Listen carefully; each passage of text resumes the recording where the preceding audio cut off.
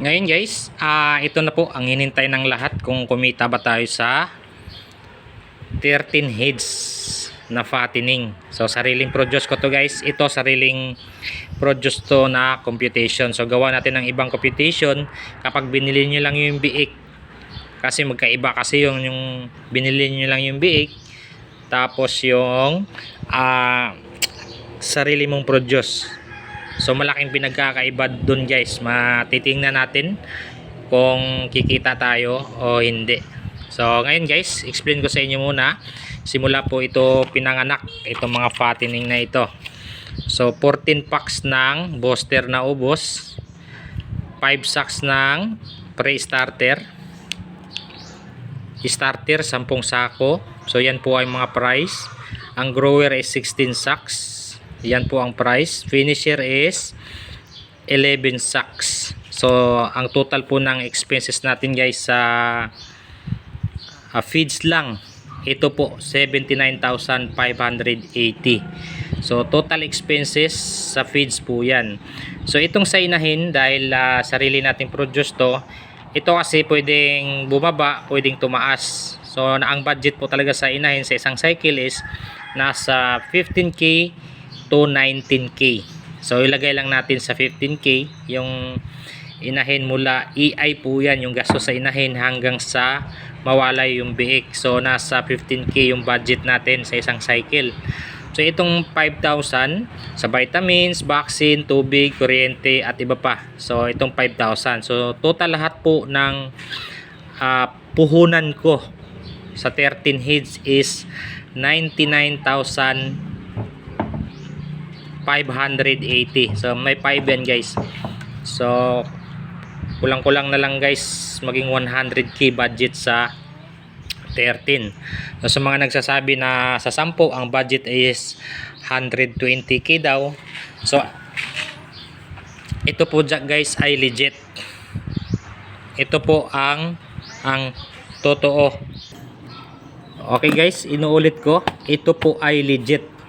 So sa mga nagtatanong kung magkano yung puhunan sa 13 piglets po yan, 13 heads po yan guys. So sumatotal po lahat ang nagastos ko, lahat simula EI sa inahin hanggang sa mga anak at mawalay. So 99,580 po.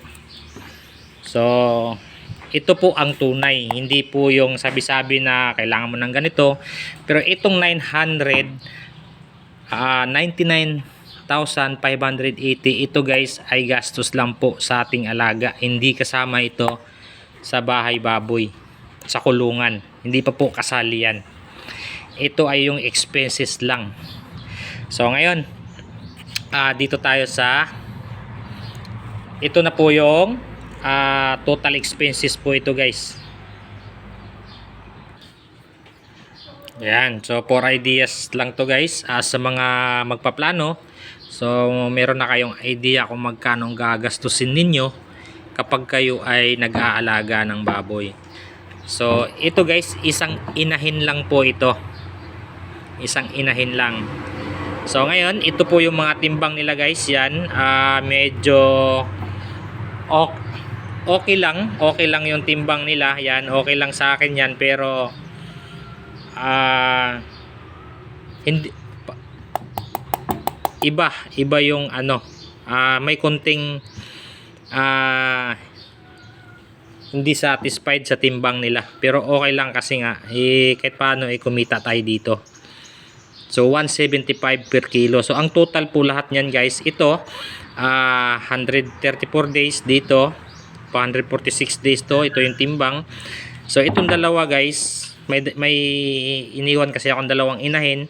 So tinansya ko lang yung timbang, ginawa ko lang 80 yung dalawa, gawing inahin po yan para mabilis natin, madali natin makuha yung total lahat, para makuha natin lahat kung magkano po talaga yung kinita natin at logi. So ito yung dalawa, gawing inahin. So meron nandun yung dalawa, so nilista ko na lang 80 kilos yung dalawa. So ngayon total sales, so ito yun guys, yung total ng kilo lahat is 1,068 kilo. So times 175 po yan. Yan, times 175. So ito po yung total sales lahat.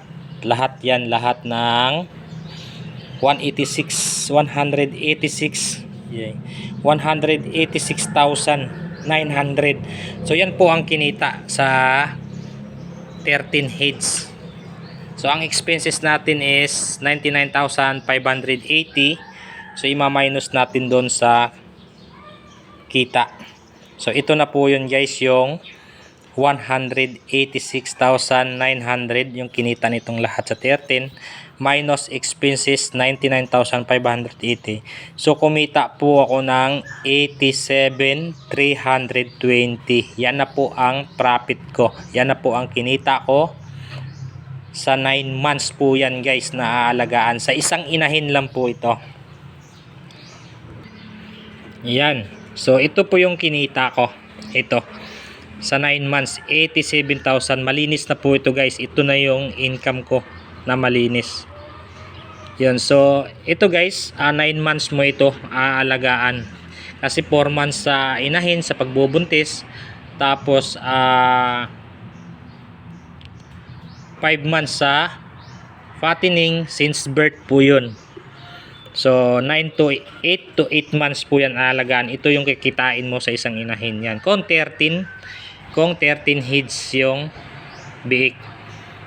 So yan po yung expenses ko sa 13 heads, 99,580.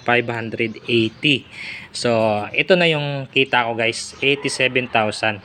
So clear na po tayo guys kung may kinita ba ako o wala. Kahit medyo hindi tayo satisfied sa timbang na to, so meron pa rin tayong kinita. Yan, 87,320. So on produce po ito guys, sarili kong ano. So ito, gagawan ko ito ng ibang video na kung binili lang natin yung biik. For ideas guys, kung para alam nyo kung magkano yung magiging budget kung bibili lang kayo tapos palakihin nyo lang. Kasi ang fattening guys, pag binili nyo lang is nasa 3.5 to 4 months lang may dispose nyo na. Kung sarili nyong produce na biik, 8 to 9 months po yan guys. 8 to 9 months po yan bago nyo kikitain to. So kapag binili nyo lang 3.5 to 4 months lang. So yan guys, abangan nyo yung pintada ko sa kapag binili natin yung bake. Ito na po yung total lahat. So simula po pinanganak ito, naka-update po to hanggang sa na-dispose yung fattening natin lahat. So ito po yung profit po natin kita sa 8 to 9 months. So yan lang guys, for idea.